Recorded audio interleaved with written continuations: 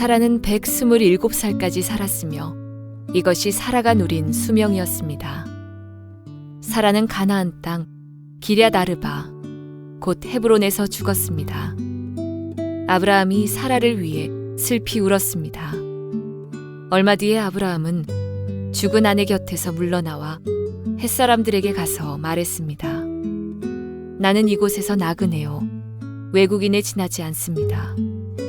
내 죽은 아내를 묻을 수 있도록 나에게 땅을 좀 파십시오. 햇사람들이 아브라함에게 대답했습니다. 네 주여, 우리의 말씀을 들어보십시오. 당신은 우리들의 위대한 지도자입니다. 우리의 땅 중에서 가장 좋은 곳을 골라 돌아가신 분을 장사 지내십시오. 우리의 무덤 중에서 어느 곳이든 마음대로 고르십시오. 돌아가신 분을 장사 지내는 것을 막을 사람은 아무도 없습니다. 아브라함이 자리에서 일어나 그 땅의 백성인 햇사람들에게 절했습니다. 아브라함이 그들에게 말했습니다. 내 죽은 아내를 이 땅에 묻는 일을 정말로 도와주시겠다면 소알의 아들 에브론에게 부탁하여 에브론이 나에게 막벨라 동굴을 팔게 해주십시오. 그 동굴은 에브론의 밭 끝에 있습니다. 물론 값은 넉넉하게 치르겠습니다. 그 동굴이 당신들 가운데서 내게 속한 매장지가 되게 해주십시오. 자, 우리 가슴에 손을 얹고 믿음을 고백하고 오늘 하나님께서 저에게 주시는 말씀 받겠습니다. 하나님은 나를 사랑하십니다. 나는 그 사랑 안에 있습니다. 하나님 오늘 나에게 말씀하실 것입니다. 그 말씀에 능력이 있습니다. 그 말씀에 생명이 있습니다. 나의 마음을 하나님께 열겠습니다. 나의 생각을 예수님께 집중하겠습니다. 들은 만큼 변합니다. 들은 만큼 행복해집니다. 들은 만큼 살아날 것입니다. 오늘은 사라의 죽음과 그리고 사라를 장사 지내는 아브라함의 모습을 보면서 하나님께서 우리에게 새롭게 알려주시는 믿음의 모습을 좀 배워보는 시간을 가지려고 합니다. 성경에 보면 남자들이 죽을 때 몇 살에 죽었다라고 하는 얘기가 나오잖아요. 근데 성경에 보면 여자가 죽을 때 나이를 밝혀주고 있는 것은 사라가 유일합니다.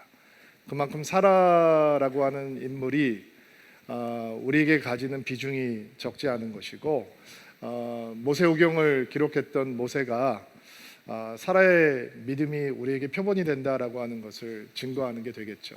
구약에서도 신약에서도 여인의 믿음을 들어서 우리에게 믿음의 조상으로 제시해주고 표징이 되게 제시해주는 인물은 사라밖에 없습니다. 오늘 1절 말씀을 보니까 사라가 127살까지 살았다 이렇게 고백을 합니다. 90살에 이삭을 낳았으니까 이삭과 함께 했던 시간이 37년, 가나안 땅에 들어온 시간도 벌써 60년이 훌쩍 넘어갔고요. 아브라함으로 몇 년 정도 결혼 생활을 했을까?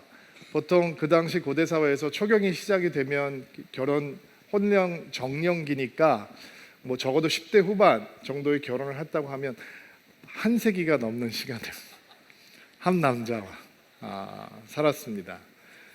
대단한 여인입니다. 사라의 죽음 앞에서 사라의 믿음을 한번 이렇게 돌아보지 않을 수가 없겠죠.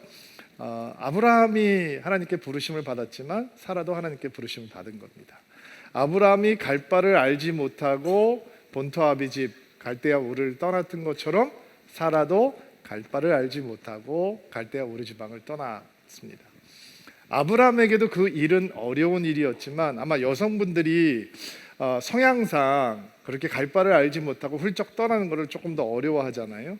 그러니까 아마 사라에게 그 자신의 고향을 떠나서 알지 못하는 땅으로 이주하라, 옮겨가라 라고 하는 하나님의 음성을 순종하는 것이 사라에게는 쉽지 않은 일이었습니다. 그러나 그녀는 아브라함이 순종했던 것만큼 기쁜 마음으로 하나님을 순종하는 믿음을 우리에게 보여주고 있죠.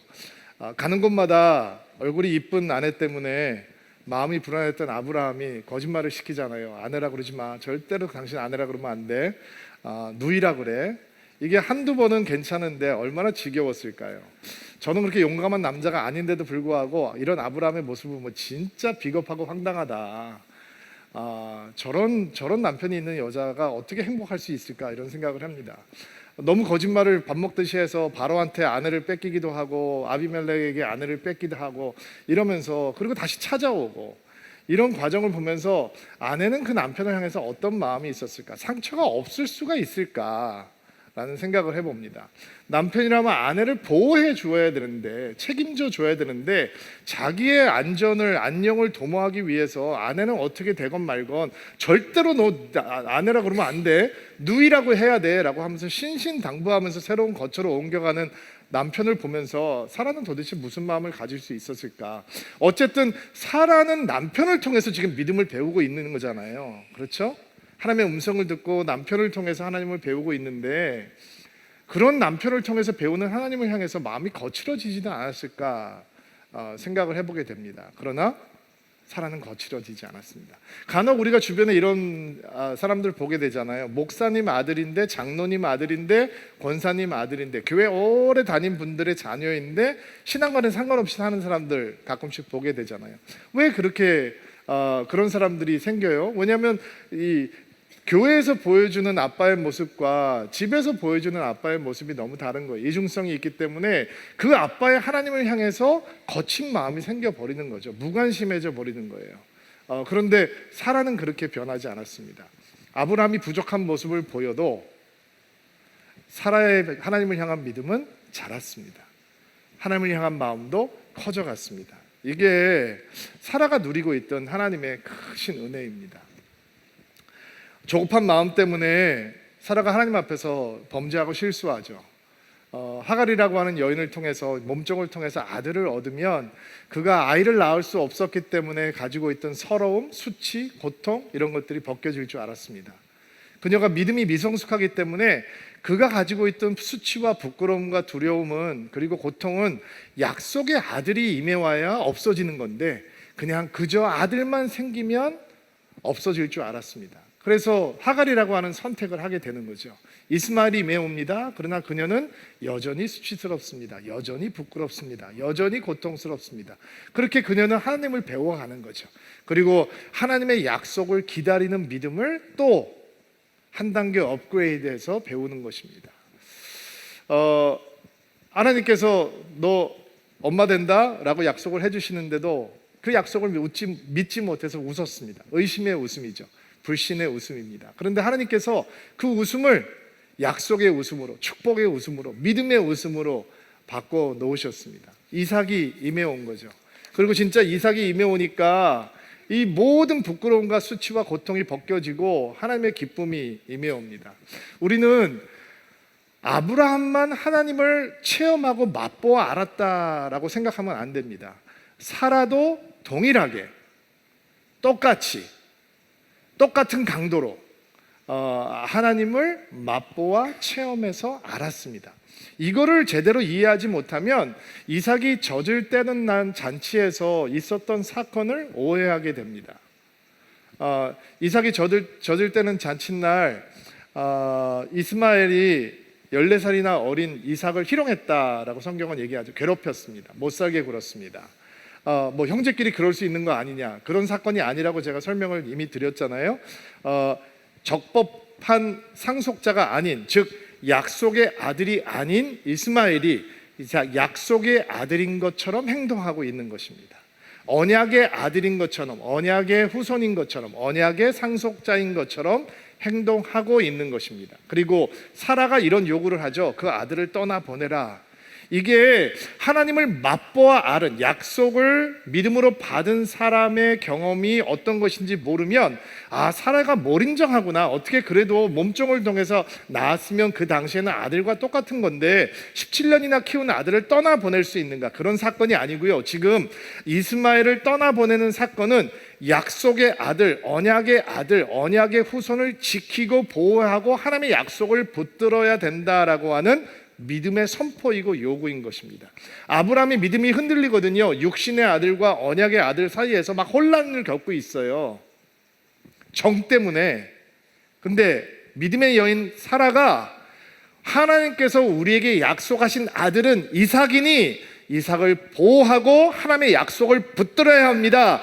약속이 아닌 것은 떠나보내야 합니다 라고 요구를 하고 있는 거예요. 이게 사라의 마지막 말이었거든요. 그러니까 엄청난 믿음인 거죠.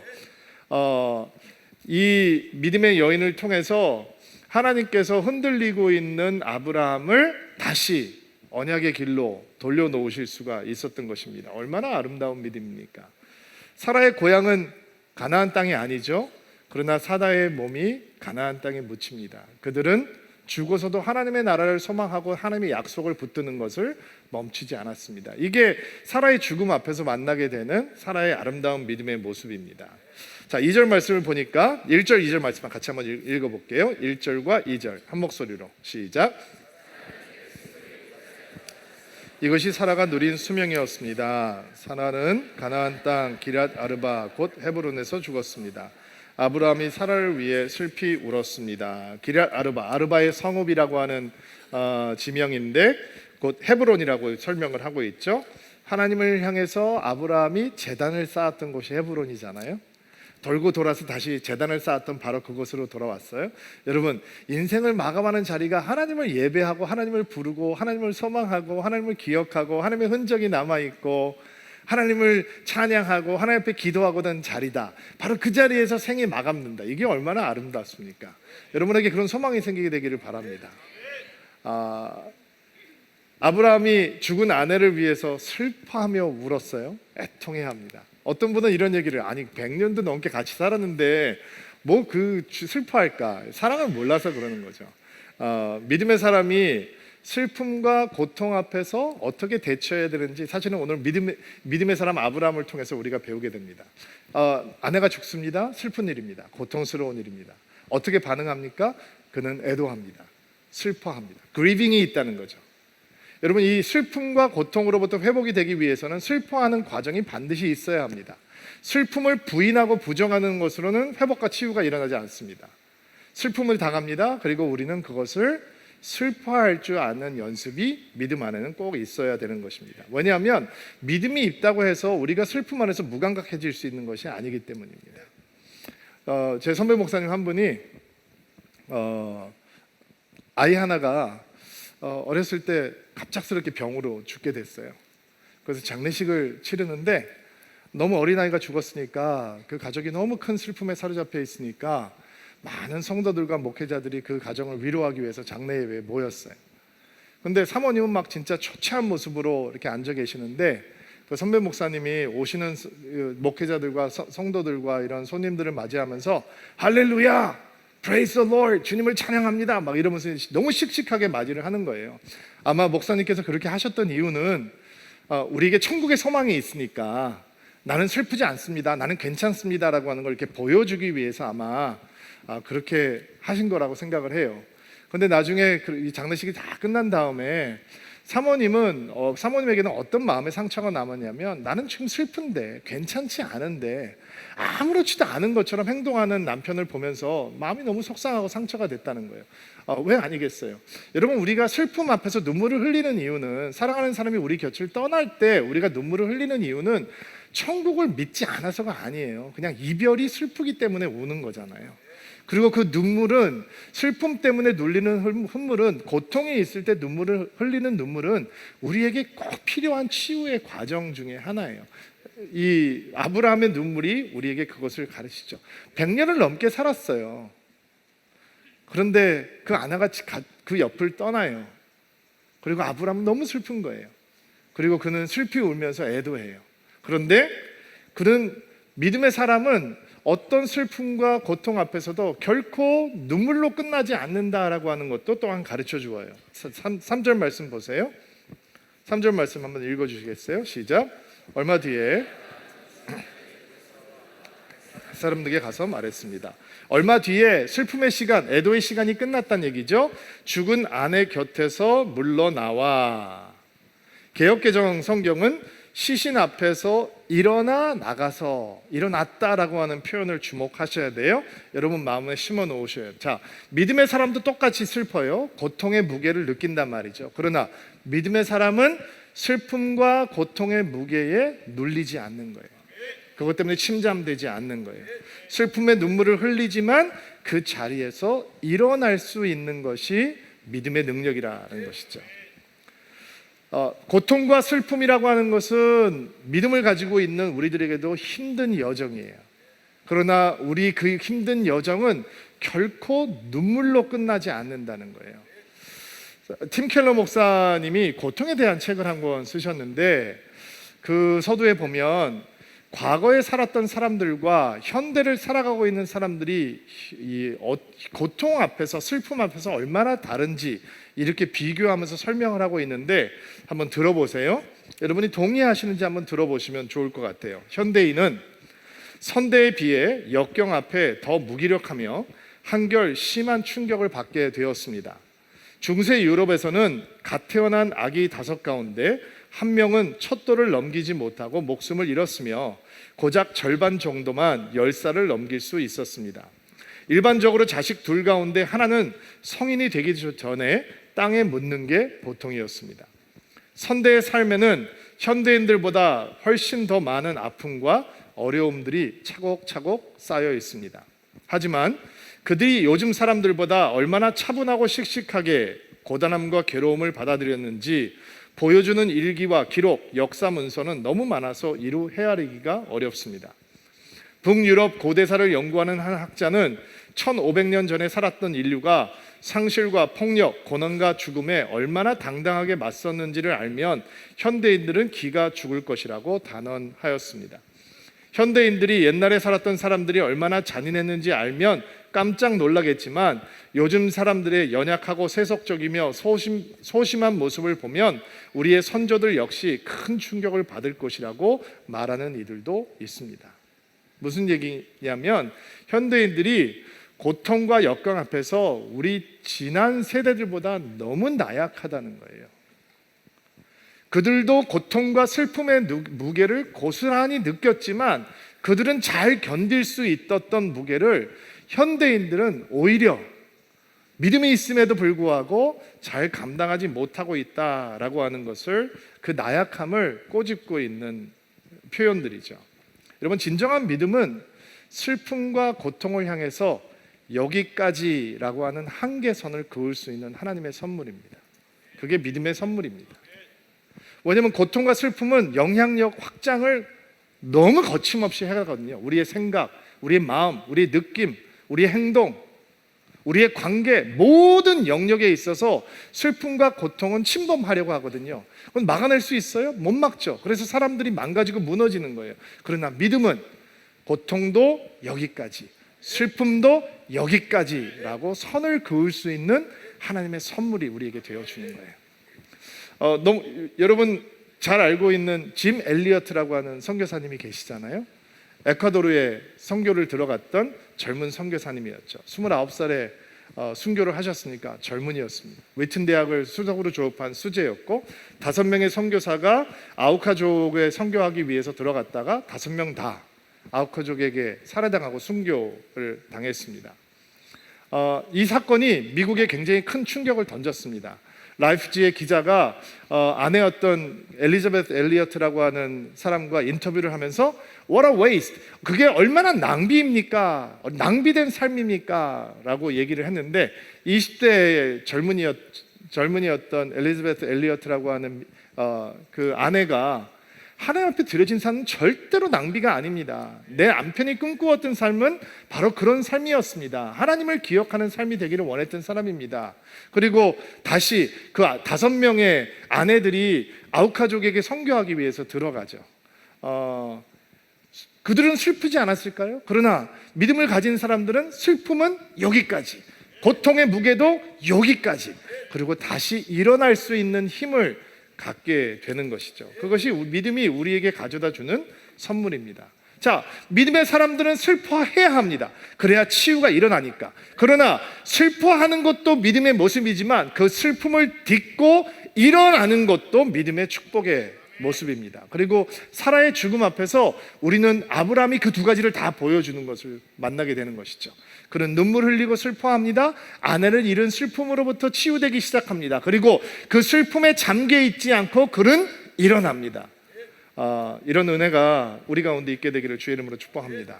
자, 이제 장례를 준비하는데 그 내용이 24장 전체 기록이 되어 있거든요. 내용은 간단해요. 지금 가나안 땅에 들어와서 이방인으로 살고 있으니까 땅이 한 평도 소유하고 있지 않잖아요. 그러니까 매장지를 구해야 되는 거죠. 장사를 치를 수 있는 땅을 구해야 되는데 그 당시에는 땅을 사는 게 이게 쉽지 않은 일이고 친족이나 가족들에게 말고는 땅을 파는 일이 굉장히 드물었기 때문에 사라를 매장할 수 있는 장지를 매입하려고 하는 이 거래가 헷 족속 사람들 사이에 이제 진행이 되고 그 상황이 23장 전체 내용에 대해서 내용의 전개가 되고 있습니다. 오늘 세상 속에서 어떻게 믿음의 사람들이 살아가야 되는지 아브라함의 모습을 통해서 우리가 또 배우게 되는데 같이 한번 보겠습니다. 3절과 4절 말씀 한 목소리로 읽어주세요. 시작. 아브라함은 죽은 아내 곁에서 햇사람에게서 만났다.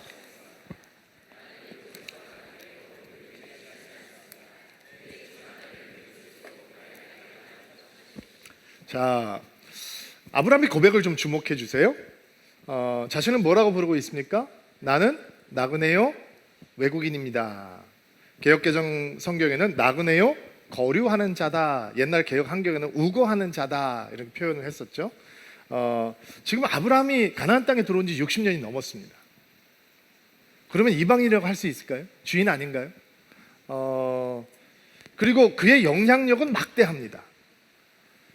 조그만 부족 국가를 이룰 수 있을 만큼 식솔들이 많이 있었고 그는 부자였고 그리고 그의 명성은 아직도 많은 사람들의 입에 회자되고 있었을지도 모릅니다.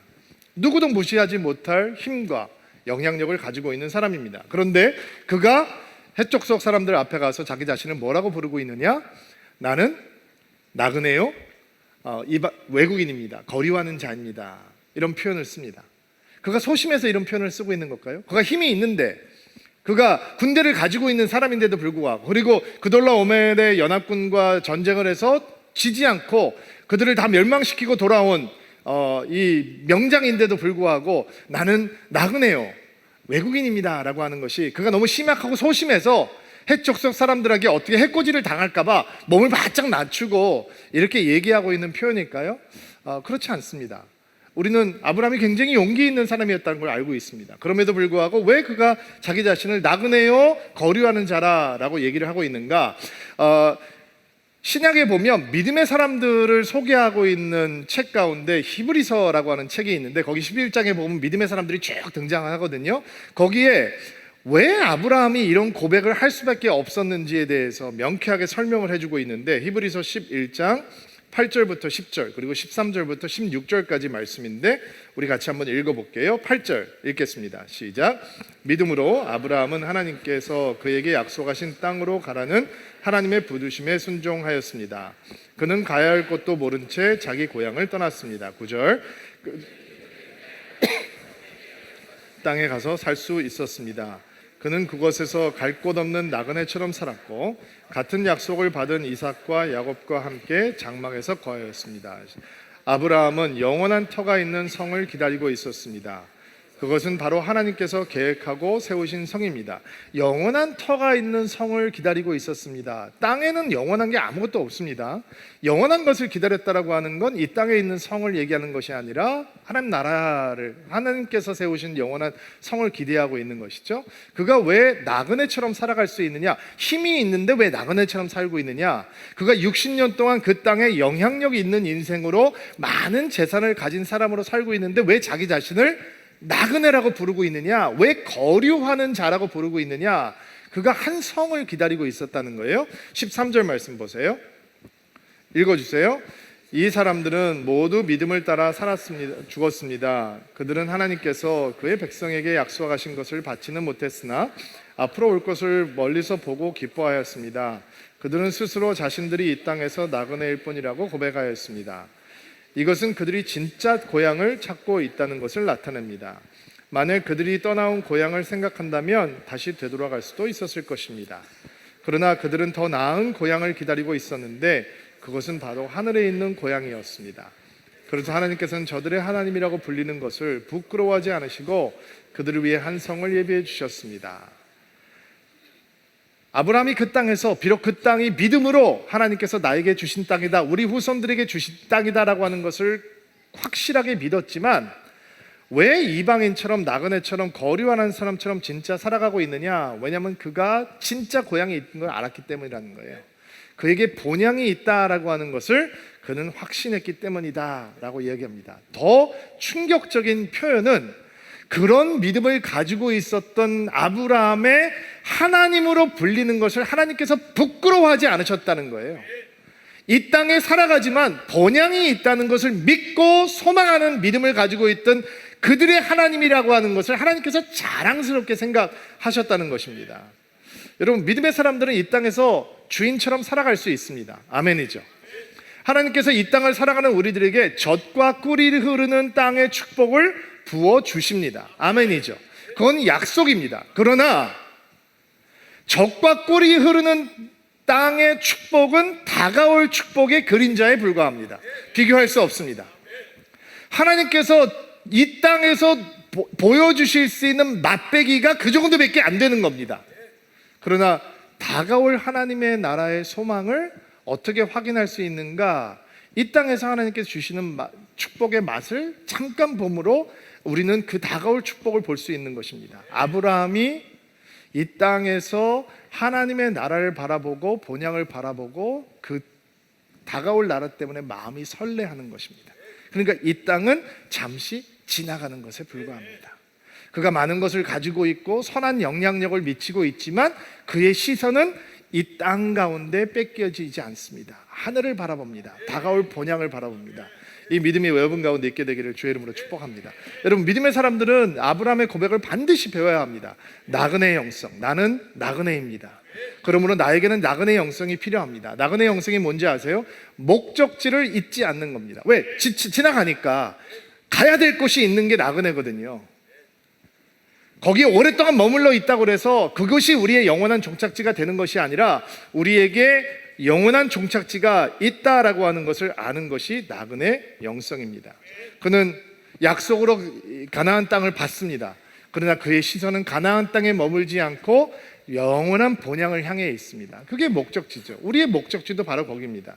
나그네 영성이 무엇입니까? 인내하고 소망하는 것입니다. 아브라함이 아무것도 보장받지 못하고 갈대 우르를 떠나잖아요. 갈 바를 알지 못하잖아요. 맵아웃이 돼 있는 게 아니잖아요. 한 걸음씩 하나님께서 인도해 주시잖아요. 그래서 인내하고 소망하는 것을 배우지 못하면 믿음은 비참해요. 답답해요.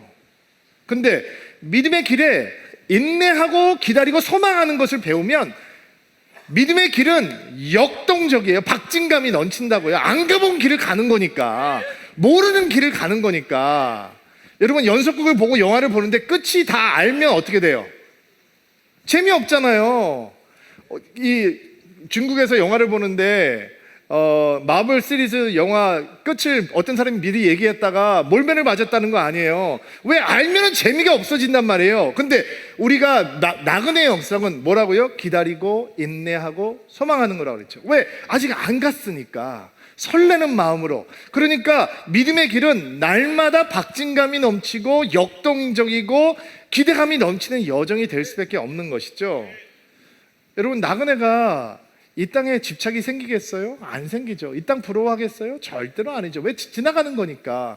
우리가 속상하는 이유가 뭐예요? 우리 실망이 어디서 와요? 하나님 때문에 실망해요? 예수님 때문에 실망해요? 아니잖아요. 우리가 세상 안에서 끊임없이 비교하고 살다 보니까 실망과 불만족이 우리 안에 들어오고 시기와 질투에 덜미를 잡히는 거 아니에요. 그런데 나그네 영성은 이 땅이 우리 집이 아니니까, 여기는 지나가는 거니까 이 땅 때문에 괴로워할 것도 없고 이 땅 때문에 우쭐할 것도 없고, 본향이 있다는 게 우리 안에 들어오면, 그리고 나그네 영성이 우리 가운데 있으면 아브라함처럼 고백할 수 있는 믿음의 사람이 될 줄로 믿습니다. 자, 나는 나그네입니다. 나는 이방인입니다. 외국인입니다. 내가 아내를 장사할 수 있는 땅을 좀 살 수 있게 도와주십시오. 요청을 해요. 이 요구에 햇사람들의 반응을 한번 볼까요? 5절부터 9절인데 제가 먼저 5절 읽을게요. 햇사람들이 아브라함에게 대답했습니다. 6절, 내 주여 우리 말씀을 들어보십시오. 당신은 우리들의 위대한 지도자입니다. 우리들 땅 중에서 가장 좋은 곳을 골라 돌아가신 분을 장사 지내십시오. 우리의 무덤 중에서 어느 것이든 마음대로 고르십시오. 돌아가신 분을 장사 지내는 것을 막을 사람은 아무도 없습니다. 아브라함이 자리에서 일어나 그 땅의 백성인 햇사람들에게 절했습니다. 아브라함이 그들에게 말했습니다. 내가 준 아내를 이 땅에 묻는 일을 정말 도와주시겠다면 소알의 아들 에브론에게 부탁하여 9절 다 같이 에브론이 나에게 막벨라 동굴을 팔게 해 주십시오. 그 동굴은 에브론의 밭 끝에 있습니다. 물론 값은 넉넉하게 치르겠습니다. 그 동굴이 당신들 가운데서 내게 속한 매장지가 되게 해 주십시오. 아브라함이 햇사람들에게 어떤 평가를 받는지 보세요. 굉장히 정중하죠. 아브라함을 뭐라고 부르냐? 당신은 우리의 위대한 지도자입니다. 개역 성경에는 당신은 하나님께서 세우신 지도자입니다. 개역 한글 성경에는 당신은 하나님의 방백입니다. 영어 성경에는 mighty prince, 강력한 왕자 혹은 prince of God, 하나님의 왕자 같은 존재입니다. 이런 표현들을 썼어요. 그러니까 아브라함은 신앙의 고백으로, 영적인 고백으로 나는 이 땅을 잠시 지나가고 영원한 본향을 쳐다보고 있는 나그네에 불과합니다 라고 고백을 하지만 그 땅의 거민들은 아브라함을 어떻게 보고 있느냐? 당신은 하나님의 왕자 같은 존재입니다. 위대한 방백입니다. Mighty Prince, 강력한 왕자 같은 존재입니다. 이렇게 표현을 하고 있단 말이에요. 이게 아브라함에게서 배우게 되는 또 하나의 믿음의 모습이죠. 하나님께만 인정받는 게 아니라 땅의 사람들에게도 인정받는 사람이 됐다는 거예요. 이런 축복이 있을지어다. 예수 믿는 사람들이 세상에서 욕먹는 경우가 너무 많잖아요. 예? 목회자가, 성도가, 교회가 세상에 칭찬을 듣지 않고 세상 사람들에게 핀잔을 듣는 경우가 많잖아요. 일단은 교회가 생기면 사람들이 모이니까 주변 사람들이 불편해져요. 주차도 많이 힘들어지고, 옛날에 한남동에 저희가 가기 전에는 한남동이 주일날 조용한 동네였대요. 근데 저희가 가서 교회를 하니까 교회가 막 사람들이 모이니까 동네가 복잡해졌어요. 저는 어떻게 해석을 하냐면 저희가 교회를 한남동에서 시작한 다음에 한남동이 좋아졌어요. 그 전에는 밥 먹을 데가 없었는데 너무 좋은 곳들이 많이 생겼어요. 저희가 이제 상부 이쪽으로 이사 왔으니까 여기도 더 좋아질 거라고 제가 믿어요. 근데 어쨌든 사람들은 불편해지는 거잖아요. 근데 여러분 생각해 보세요. 교회가 어떤 곳이에요? 세상을 변화시킨다는 곳이잖아요. 그렇죠? 아닌가요? 우리는 세상을 변화시키기 원하는 곳이에요. 그런데 조금 우리가 편하게 예배 드리겠다고 주차를 여기저기 하는 바람에 주변 사람들이 불편해져요. 그러면 교회가 전하는 메시지를 사람이 듣겠어요? 못 듣겠어요? 당연히 받지 않겠죠. 그래서 좀 열심히 모이는 교회 주변에 있는 사람들은 다 그 교회를 좋아하지 않아요. 그리고 이런 얘기도 서슴찮고 해요. 나도 교회 다니는데 그 교회는 좀 너무한 것 같아. 뭐 이런 얘기를 하는 거죠. 또 더 나아가서 내가 저 사람 보기 싫어서 교회 안 나가, 이런 얘기를 듣는 경우도 많이 있잖아요. 여러분, 이웃들이 칭찬해 줄 수 있어야 좋은 교회 아닐까요? 서울 드림교회가 그런 교회가 되기를 바랍니다. 교회를 좀 시작하고 얼마 안 돼서 뭐 물건도 사고 뭐 이런 거래를 하다 보니까 이런 제안을 종종 받게 됐어요. 현금으로 지불을 하면 부가세를 빼주겠다, 이런 얘기. 너무 민망한데 교회가 그때 재정이 넉넉하지 않을 때라 그러면 세이브가 좀 되니까 현금을 주는 적이 가끔 있었어요. 그런데 하나님께서 저희들 마음을 굉장히 불편하게 하셔서 장로님과 우리 신목사님 저 이렇게 같이 셋이서 의논하면서 더 이상 그렇게 하지 말자라고 결정을 했어요. 그러니까 너무 편해지더라고요. 여러분, 그 제안에는 뭐가 들어가 있냐면 교회라도 다르지 않잖아, 이런 얘기가 들어가 있는 거거든요. 당신들 목사지, 근데 당신들 목사지만 똑같잖아. 세상 사람들하고 똑같이 할 수 있잖아, 이런 얘기가 들어가 있는 거거든요.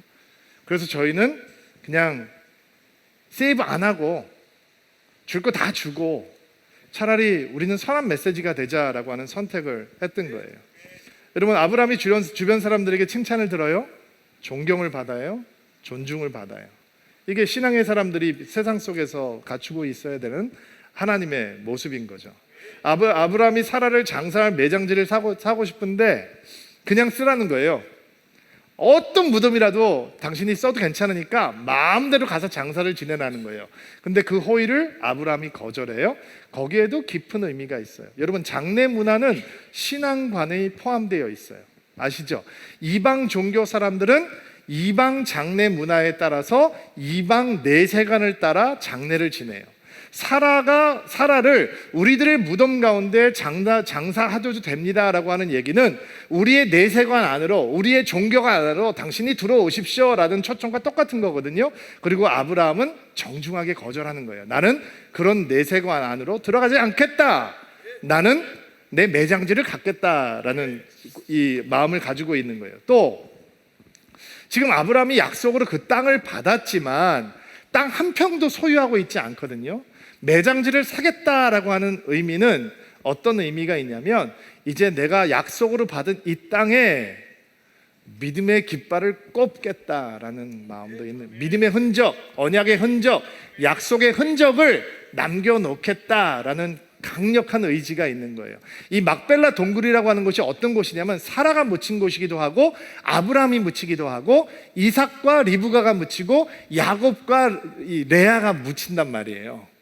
그러니까 이게 믿음의 조상들이 묻혀 있는 땅이 되고, 믿음의 흔적, 약속의 흔적, 이 흔적이 남아있는 곳이 돼요. 여러분, 요셉이 이집트에서 죽은 다음에 죽을 때 뭐라고 유언을 했는지 기억나세요?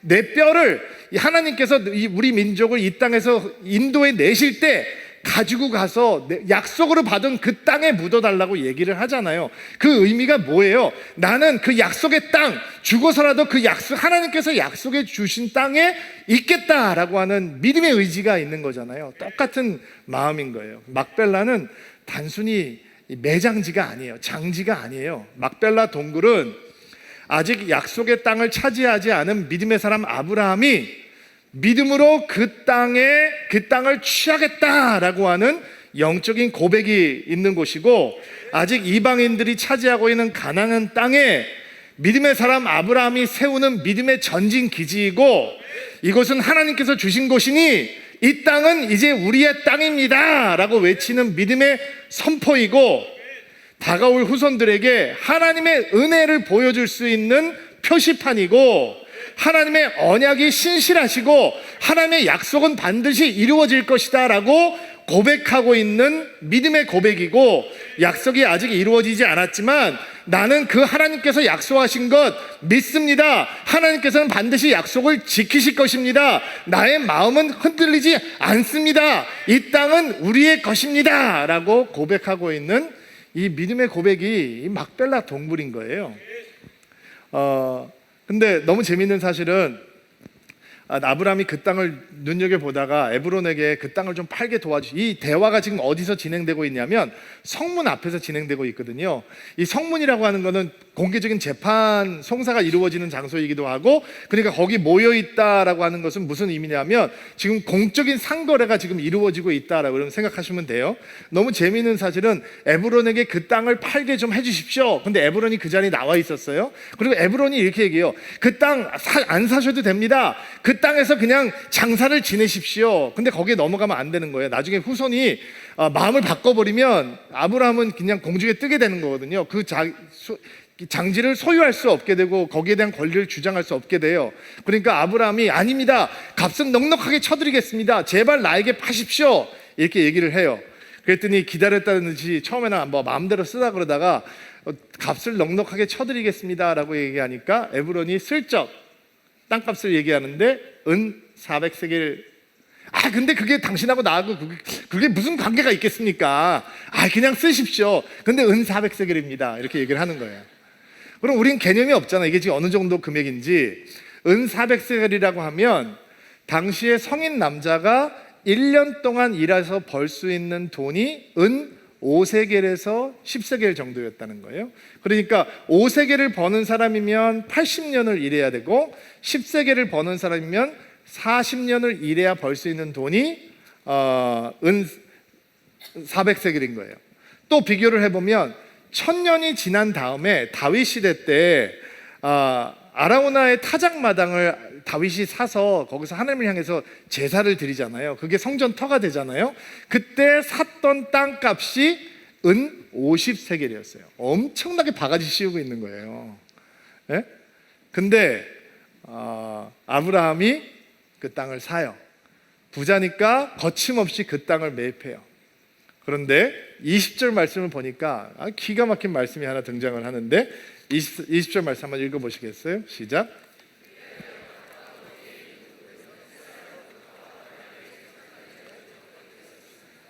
햇사람으로부터 아브라함에게 속한 매장지로 바뀌었다라는 거예요. 그가 서 있는 땅은 햇사람의 땅이었어요. 이제 아브라함의 땅이 되었어요. 이게 너무 심볼릭하죠. 아브라함이 서 있는 땅은 여전히 가나안 땅인데 아브라함이 믿음으로 그 땅을 취하는 거예요. 그러니까 하나님께서 그 땅을 아브라함, 돈으로 사는 거 아니에요, 여러분. 은 500세겔 때문에 그 땅이 아브라함의 땅이 되는 게 아니라 아브라함이 믿음으로 그 땅을 취하는 거예요. 이 땅은 하나님께서 우리에게 주신 땅입니다. 여기에 믿음의 깃발을 꽂겠습니다. 믿음의 사람들이 기업으로 받을 땅입니다. 나는 믿음으로 그 땅을 취합니다. 이렇게 얘기를 하는 거죠. 우리가 작년에 사순절 때 우리 용산 CGV 빌려가지고 새벽기도 했잖아요. 그때 하나님께서 저하고 신목사님에게 같은 날 동일하게 비전을 주시면서 흩어져서 경제계를 위해서, 문화계를 위해서, 나라를 위해서, 정치계를 위해서 기도했으면 좋겠다라고 하는 동일한 마음을 주셔서 저희가 구국 기도회를 하겠다라고 말씀을 드렸잖아요. 그래서 올해는 그거를 8월 달에 8.15 기간 중에 한번 준비를 해보려고 하는데 저는 막 마음이 설레요. 왜냐면 그게 어떤 의미냐? 이게 똑같은 의미예요. 그게 우리 막벨라 동굴이 되는 거예요. 믿음의 깃발을 꽂는 거죠. 여의도에 가서 믿음의 깃발을 꽂으면 그 국회의사당에 하나님의 나라가 임하는 거란 말이에요. 되세요? 우리가 환락가의 한가운데 믿음의 깃발을 꼽으면 그 땅이 거룩한 하나님의 나라가 임하는 땅이 되는 것이고, 우리가 교육계에 믿음의 깃발을 꼽으면 그 교육의 현장이 하나님의 나라가 임하는 현장이 되는 것이고, 우리가 38선에 가서 휴전선에 가서 믿음의 깃발을 꼽으면 그 통일을 통해서 하나님의 나라가 임하는 것이 되는 거죠. 이게 상징적인 행동인 거예요.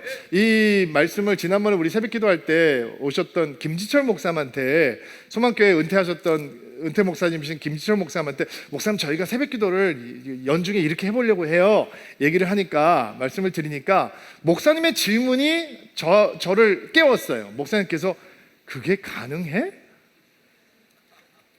그러니까 우리는 그게 가능하다고 생각해요. 교회가 없으니까 우리는 흩어지는 게 너무 당연하니까. 근데 교회가 있는 사람들은 아니 교회에서 새벽 기도를 빼서 여기 가서 저기 가서 저기 가서 이렇게 흩어져서 새벽 기도하는 게 가능해? 그리고 우리는 흩어져서 믿음으로 그 땅이 하나님의 땅이다라고 하는 것을 선포하는 거죠. 이게 믿음의 사람들이 가지고 있는 권세예요. 저희 교회 초창기에 사역했던 우리 하성진 목사가 목사 아들이잖아요. 목사 아들인데 고등학교에 배정이 됐는데 대구에서 불교학교에 배정이 됐대요. 근데 어렸을 때부터 신실했어요. 비실비실하지만 아무튼 신실해. 그래서 고등학교 1학년 된 우리 하성진이라고 하는 고등학생이 새벽에 일찍 제일 먼저 학교를 가서 운동장 한가운데 섰대요. 그리고 이런 기도를 했대요. 하나님, 이 학교를 내게 주십시오. 이런 기도를 했다는 거예요. 여러분, 이게 믿음의 권세죠. 여러분 자녀들에게 그런 믿음을 가르치시고, 여러분들이 그런 믿음을 가지시고, 여러분의 가정이 하나님의 나라가 임하는 자리가 될 것이고, 여러분 직장이 하나님의 나라가 임하는 자리가 될 것이고, 교회가 가는 곳마다, 성도가 가는 곳마다 세상 사람의 땅이 하나님의 땅으로 바뀌는, 사람의 나라로 바뀌는 역사가 일어나는 것입니다. 그것이 아브라함을 통해서 배우는 믿음의 축복입니다. 이런 믿음이 충만한 인생이 되기를 주의 이름으로 축원합니다. 같이 한번 기도합시다.